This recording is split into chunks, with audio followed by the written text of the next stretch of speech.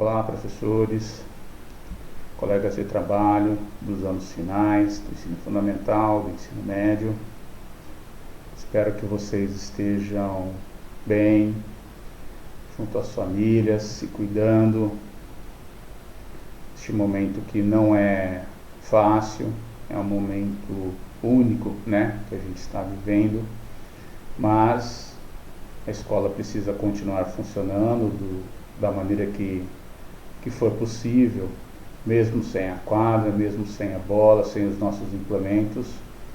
Nós temos uma missão e temos que cumpri-la. Então nós vamos conversar um pouquinho hoje.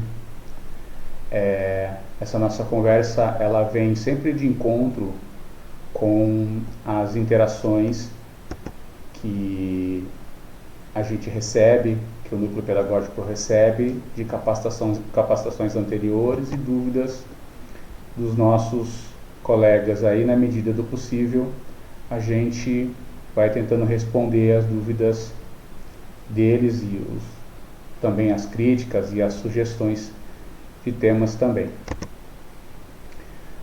Aqui nós temos a nossa página para interação, QR Code, o link.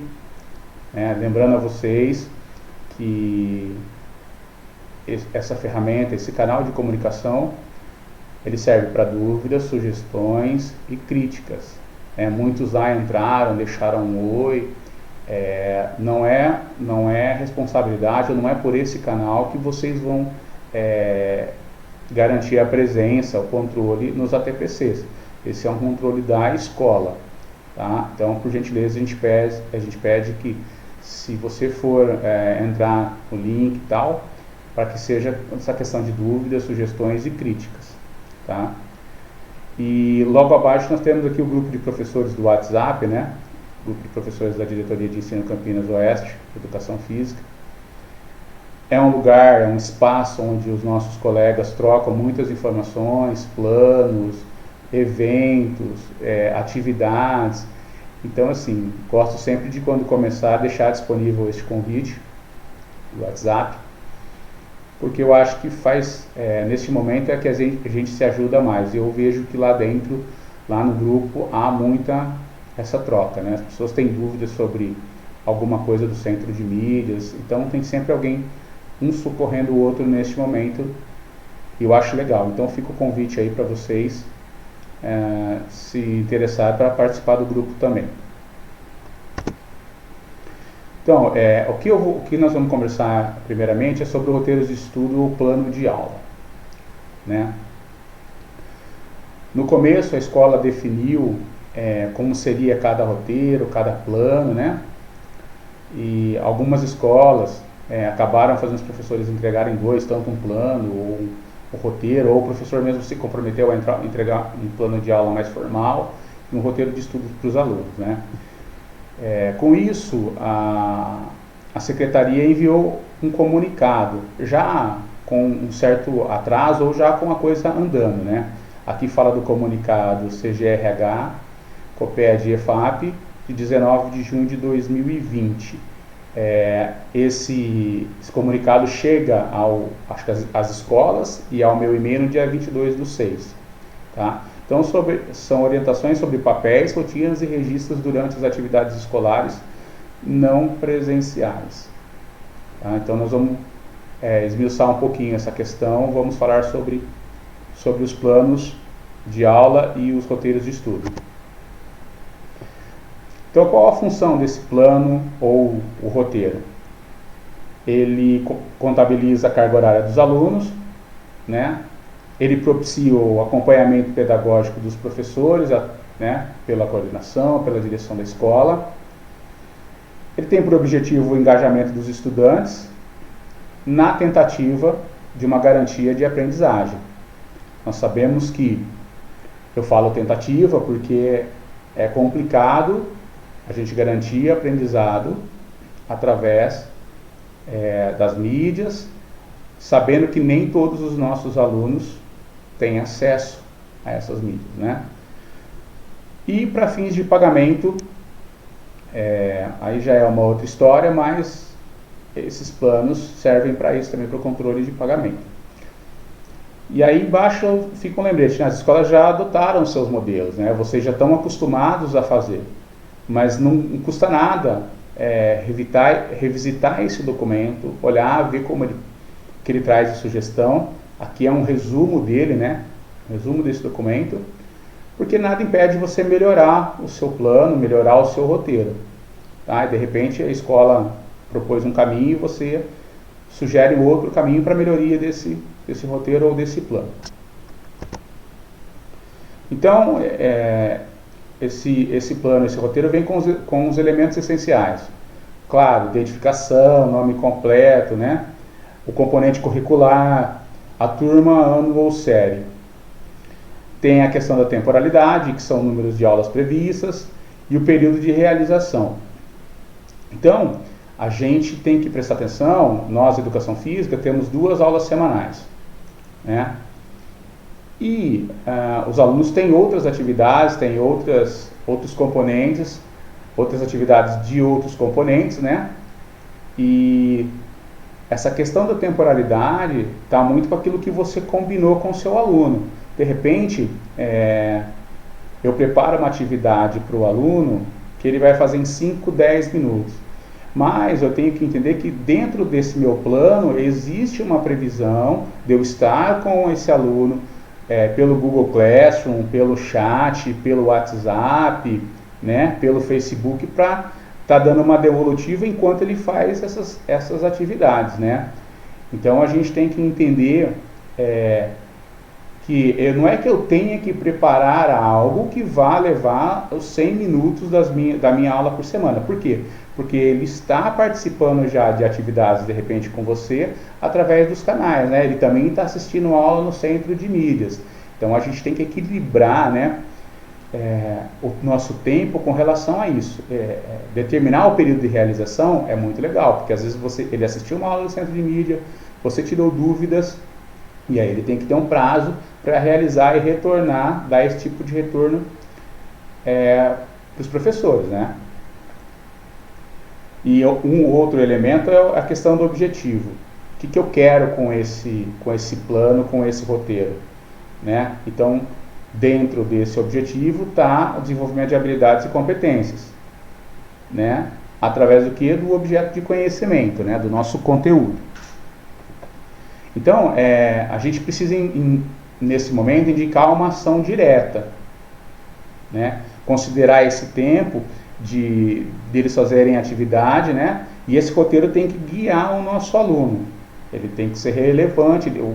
Nós temos que deixar bem claro que ele tem que aprender algo com aquilo. Mais do que descrever habilidades e competências, códigos alfanuméricos, explicar mesmo para o aluno o porquê daquela atividade, né? Nós ficamos preocupados muito com essa questão da burocracia, é uma burocracia necessária, mas os alunos têm que entender o objetivo do que eles estão fazendo. Às vezes a gente coloca lá, descreve a habilidade F4, né? E aí, às vezes o aluno dá uma olhada naquilo e fala, mas que diabos é isso? Então, eu acho que mais importante é explicar mesmo, ser mais objetivo, né, nas explicações com relação ao objetivo da aula.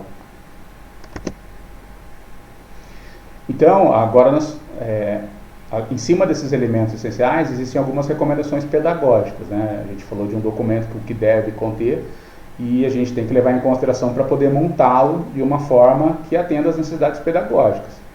Então, considerar o perfil do aluno e o seu desenvolvimento. Será que aquela atividade realmente está proporcionando um desenvolvimento para esse aluno? Ele realmente está se interessando por aquilo, né? Aquilo vai servir de conhecimento para ele, né? Por isso que a gente fala de desenvolvimento cognitivo e socioemocional. O socioemocional da educação física, eu acredito que seja um peso muito forte, né? No presencial, nós estamos fora do ambiente e às vezes os nossos alunos nos acessam com mais facilidade. Então, trabalhar com essa questão do socioemocional fora da quadra, dentro da quadra, com os nossos alunos fora da sala, é uma questão, é um ponto positivo para a gente, né? A facilidade de estar em outro ambiente, né? e acessar esse aluno. Agora, no EAD, né, à distância, na educação remota, já é mais complicado, mas temos que ficar atento também a esse ponto. Então, outra coisa que a gente tem que levar em consideração são os recursos disponíveis, né? Então, quando nós desenvolvemos a atividade, nós temos como objetivo lá, eu vou colocar no Classroom, eu vou colocar no Facebook, eu vou subir no Padlet, e nossos alunos não têm acesso a esse recurso. Então, o que a gente sugere, o que a gente acha que é possível fazer? Vou pegar como exemplo uma aula no centro de mídias lá, que eles falavam de judô. Eles falaram todo o histórico do judô, para que servia o comprimento, deram, né, a questão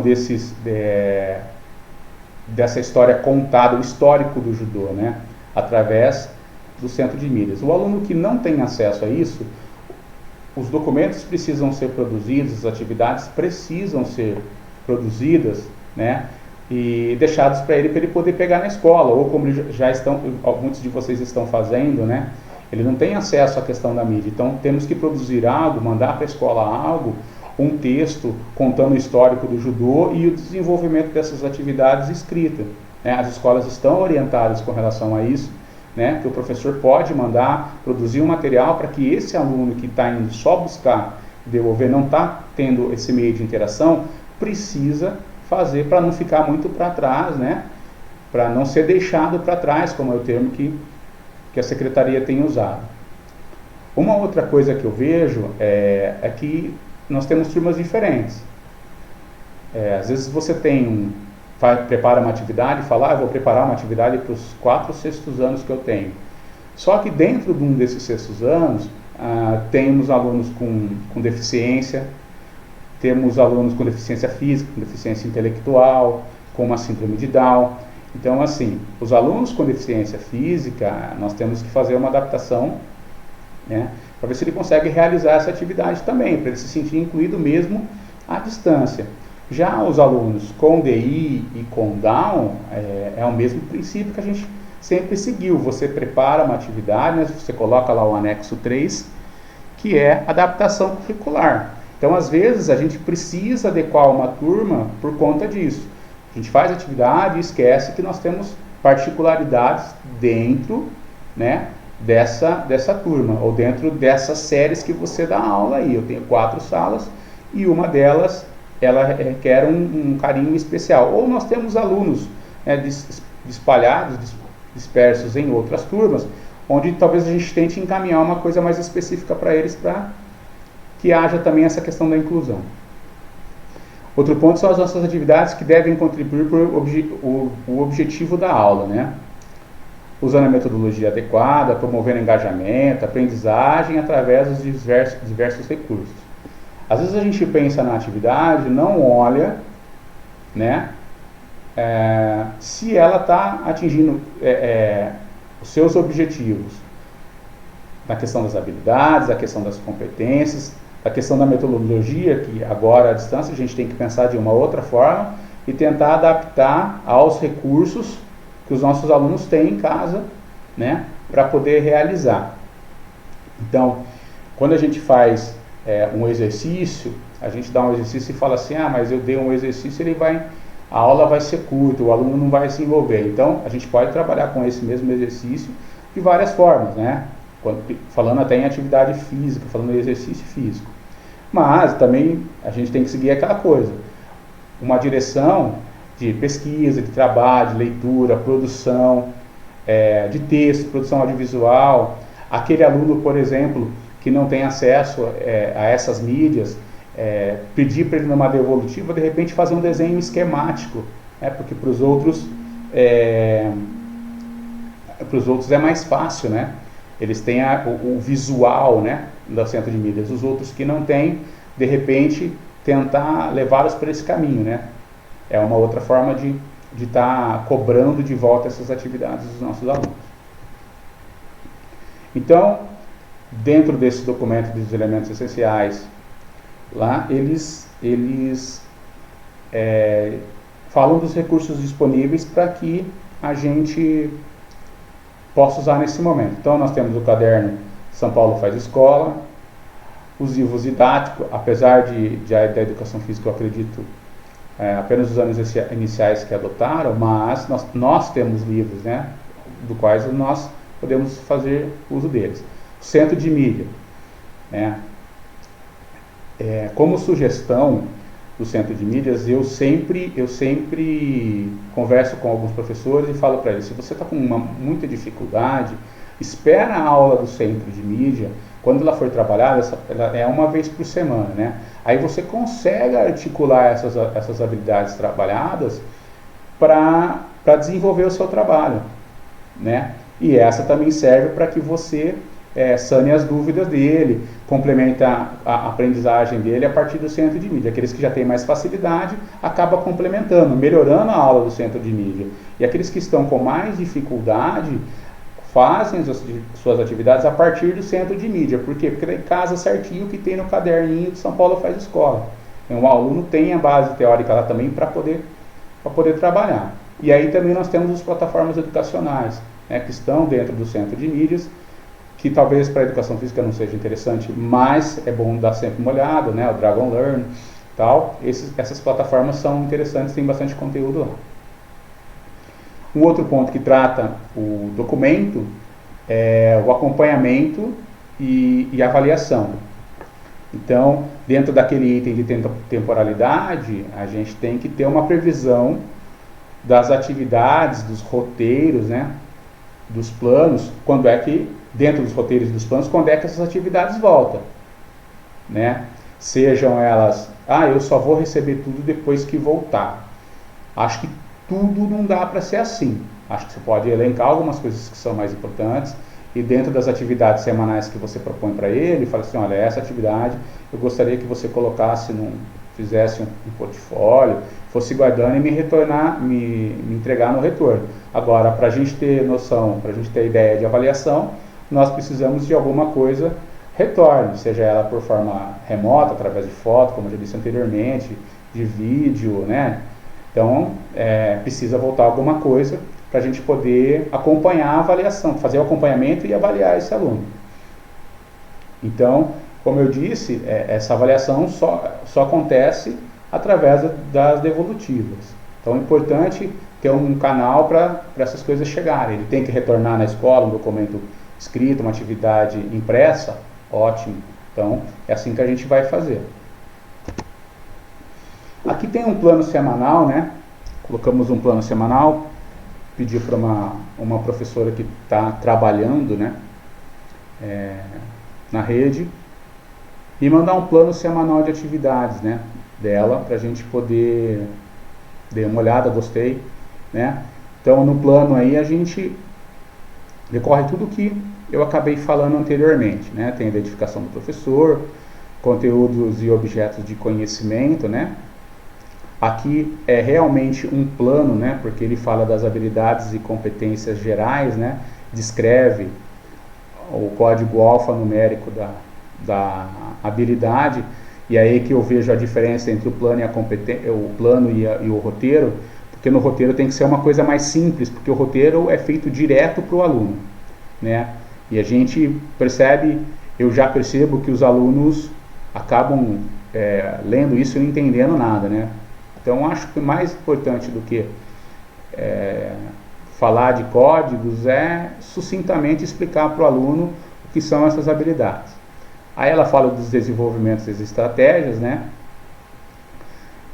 No conceito de luta diferente de briga, ela pede para o aluno explicar isso. E ela desenvolve a atividade com uma luta com bolha e sabão. Esse plano faz parte, né, do terceiro ano do ensino fundamental. E aí trabalha o objetivo, que é executar movimentos característicos das lutas, utilizando socos e chutes nas bolhas de sabão. Descreve o uso do material, fala do procedimento, faz uma observação que para o aluno pequeno é importante, de repente ter acompanhamento dos pais, mas não sugar a solução de água com sabão. A atividade é para assoprar. fala dos recursos, o suporte e as plataformas, né? De que jeito que o aluno pode usar, que recursos ele precisa para também realizar parte dessa atividade. E tem avaliação e acompanhamento. Então, eles na escola adotaram uma postura de acompanhar pelo que as atividades sejam postadas pelo Padlet e postadas no Facebook, e aí eles têm que trabalhar na semana e devolver através de e-mail, que eles acharam mais fácil num consenso lá. Então o aluno tira uma foto, você faz um registro e devolve para a escola. E aí dentro de aula o número de aulas previstas, né, o período de realização dentro daquela questão da temporalidade. É um documento interessante para a gente fazer, como eu disse no início, ele também serve para controle de horas, né, do professor. Então é um documento interessante para se fazer, tanto em forma de plano, como em forma de roteiro. A única diferença aí é que se é um roteiro, esse roteiro precisa seguir em forma mais simplificada por conta dos nossos alunos, né? Lembrando que a gente tem sempre essa questão de interagir, ter a possibilidade de interagir com os nossos alunos em caso de um plano mais formal, para tirar qualquer tipo de dúvida, né? Então, aqui é uma outra questão que surgiu, me perguntaram algumas coisas aí relacionadas ao descritor que aparece no documento orientador da secretaria, né? A secretaria enviou com as habilidades essenciais, ela mandou de uma outra forma, e esse organizador curricular que aparece na tela de vocês, ele está disponível, né, nos materiais de apoio lá da EFAP, o link está abaixo aqui. Então esse organizador ele se apresenta desta forma, né, um pouco diferente uns outros nomes, né. Hoje o que a secretaria disponibiliza para nós está escrito de uma forma diferente, né. Em vez de habilidade ele está escrito descritor, mas é basicamente a mesma coisa. Quando a gente fala de organizador curricular, é porque este documento, diferente das atividades que aparecem no Currículo Paulista, elas estão numa sequência. Elas aparecem de primeiro, segundo, terceiro, quarto bimestre, né? E eu coloquei esse recorte aqui de quarto bimestre do nono ano, eu coloquei ele de propósito. Por quê?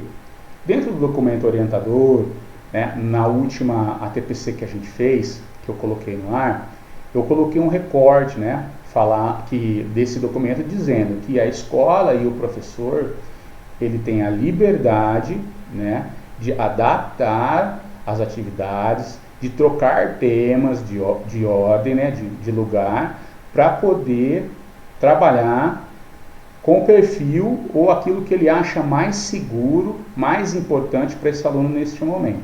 Então eu coloquei esse recorte do organizador curricular de propósito do quarto bimestre. Eu não coloquei a série aí, mas eu sei que é do nono ano. E todos os anos, sextos, sétimos, oitavos, nono, mesmo o currículo antigo, né, do ensino médio, ele traz a unidade Corpo, Movimento e Saúde no quarto bimestre, né? São temas mais fáceis, queria assim, ou menos difíceis de trabalhar por conta da prática, né? Nada impede de você pegar esse organizador curricular e correr o olho inteirinho. Ah, Paulo, mas a secretaria falou das habilidades essenciais. Você, professor, neste momento, tem que sentir o que é essencial para o seu aluno. Por que eu dei essa sugestão? Porque se eu estivesse dando aula agora, provavelmente eu puxaria essas atividades do quarto bimestre, mesmo sem o caderno do aluno São Paulo Faz Escola, e desenvolveria atividades com esse tema. Por exemplo, como a gente tem 2 aulas por semana, eu proporia numa semana desenvolver uma habilidade, na outra semana outra habilidade, na outra semana outra habilidade. Então, veja, você tem três habilidades descritas aí, de corpo, movimento e saúde, que você trabalharia de forma mais tranquila, porque a prática não exige muito, né? Eles conseguem fazer isso de uma forma mais teórica, né? E a gente ganharia tempo até um possível retorno, né? Porque a gente sabe que trabalhar com a prática longe, à distância, remotamente, é mais complicado. Então é uma sugestão. De repente são temas que a gente pode aprofundar, que a gente pode melhorar um pouco, né? Para poder suprir esse momento de distância e não correr risco com os nossos alunos dentro de uma atividade prática onde ele possa se machucar ou não fazer com tanta segurança. Só lembrando mais uma vez que o link abaixo, né, ele é da página da IFAP, lá estão os materiais de apoio, estão os cadernos dos alunos, os cadernos dos professores, e está esse organizador curricular como habilidades do currículo. Uma outra coisa que também me perguntaram era a questão das unidades temáticas, né? Então, as unidades temáticas eram os nossos esportes, de uma forma geral, que a gente trabalhava, né? E agora elas estão classificadas de uma outra forma, né? Estão divididas aqui em jogos, ginásticas, esporte, lutas, práticas corporais de aventura, danças e corpo, movimento e saúde. Só a questão do corpo, movimento e saúde das práticas corporais de aventura, elas são... O corpo, movimento e saúde é um tema desenvolvido pela própria secretaria, né? E as práticas corporais de aventura a gente prevê na BNCC, mas é um tema que não sofre a classificação como a ginástica, o esporte, as lutas e as danças. Jogos e brincadeiras também não está nessa classificação de lógica interna, né? A gente chama essa classificação das atividades de lógica interna, de acordo com algumas referências. Então, o que para mim, o que eu senti de maior diferença, de maior alteração nessa classificação, é a questão da temática dos esportes, mas na verdade voltado para a nomenclatura, né? Alguns nomes, alguns esportes, desculpa, entram como nós conhecíamos antigamente, eles vêm com uma outra nomenclatura, mas a secretaria ainda continua trabalhando a questão do esporte como prática social, um esporte possível de recreação também, né? E também essa questão do socioemocional, que é muito importante dentro das modalidades coletivas.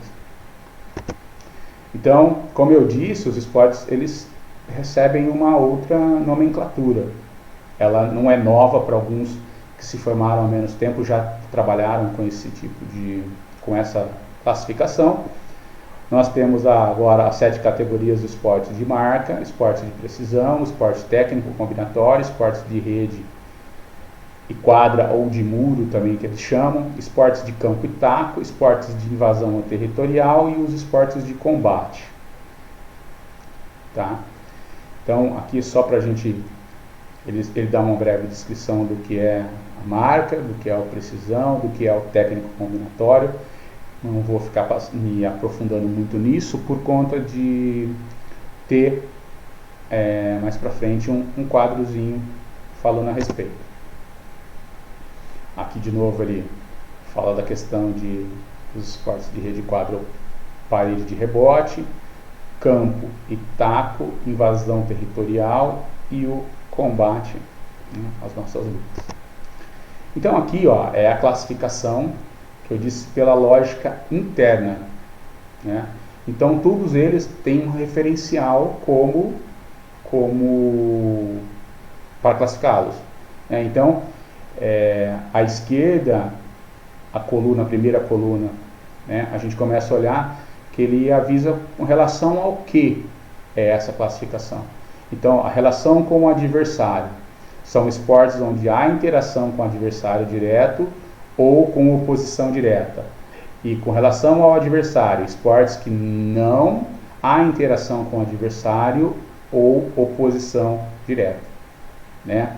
Aí vem o que a gente chama de relação com o objeto. Então, a translação, a luta, né, o nome, a categoria em que esse esporte está dividido: esportes de campo e taco, esportes de quadra e parede, de marca, estética ou técnico combinatório, precisão ou alvo, e eu continuo depois na outra página. Então, com relação ao colega, o esporte é coletivo ou ele é individual? Com relação ao ambiente, com estabilidade ou sem estabilidade, né? Então, um esporte com estabilidade é onde você tem um ambiente controlado, né? Não há interferência de meios naturais. Então, a gente pega o voleibol, quando a gente joga numa quadra, né? Numa quadra fechada, não há interferência dos meios naturais. Já o iatismo depende de onda, a natação em águas abertas, né? Então, diretamente, os recursos naturais interferem nos resultados, né? Interferem no meio aonde ele é desenvolvido. Coloquei aqui o que ficou por último, o que não coube lá, né? O que nós mais trabalhamos no nosso dia a dia, né? Então, a classificação da relação com o adversário são esportes que há interação, que há o contato. Com relação ao objeto, que é o nome da categoria geral, é invasão ou territorial. Essa relação com o colega, ela é coletiva nesses esportes, nós não temos o individual dentro dessa categoria. E com relação ao ambiente, o ambiente é estável. E aí estão aquelas modalidades que a gente consegue trabalhar na escola, né? Que é o basquete, o hand, aí a gente está colocando futebol de campo, né? Que talvez alguma escola ainda tenha espaço, na nossa diretoria não, mas em outras pode ser que haja um espaço, o futsal e o rugby, né?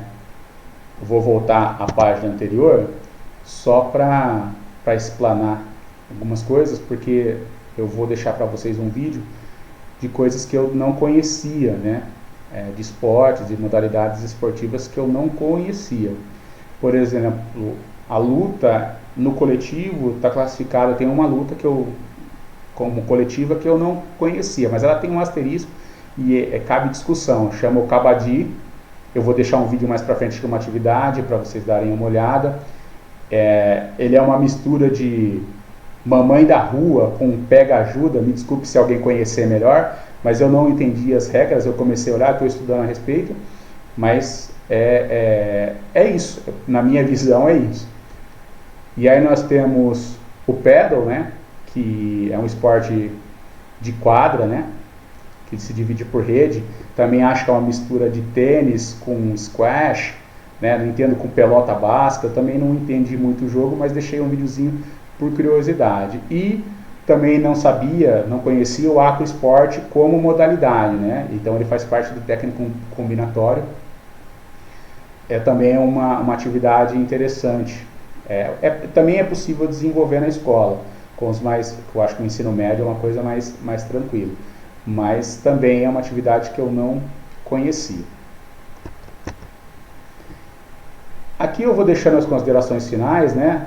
Eu espero ter contribuído, né? A ideia é sempre tentar ajudar os professores de qualquer forma, dizendo que nós estamos à disposição, a diretoria, através da diretoria de ensino, né? Apesar do trabalho remoto, se alguém precisar ligar na diretoria, eles me encaminham, né? Essa questão de dúvidas. E volto a reforçar a questão das nossas atividades. Vocês são professores da escola, vocês conhecem a realidade, vocês conhecem os alunos, né? A preocupação, eu tenho um currículo para seguir, mas temos uma realidade, temos um contexto. Então eu espero que vocês levem em consideração isso. Vocês conhecem os seus alunos, adaptar as atividades, né, de forma para que o aluno consiga fazer.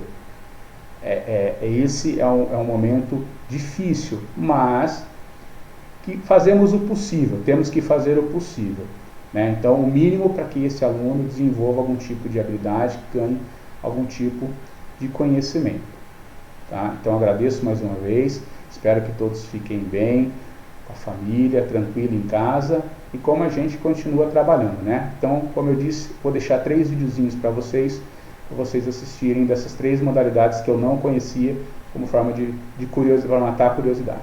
Obrigado. A 1, esercizio dinamico, Favale, Mari di Lernia.